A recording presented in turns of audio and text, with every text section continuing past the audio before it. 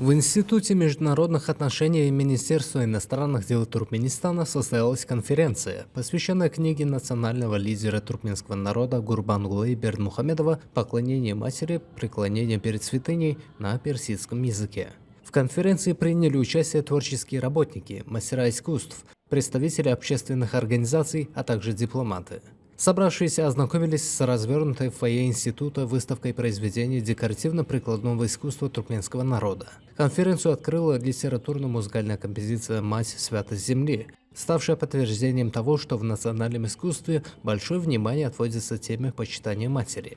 В ходе мероприятия отмечалось, что во время рабочего визита национального лидера туркменского народа в Иран президентом дружественной страны Масудом Пезешкианом была передана в дар переведенная на фарси вышеуказанная книга «Героя Аркадага». В ходе конференции были зачитаны отрывки из книги «Героя Аркадага», а также подчеркивалась ее важность для воспитания нынешнего поколения. Как пишет в своем произведении автор, мать – это дар, порожденный любовью, воплощение лучших черт человека. В своих выступлениях участники конференции подчеркнули смысл книги, который призывает к укреплению семейных ценностей, уважению старших и воспитанию подрастающего поколения в духе патриотизма.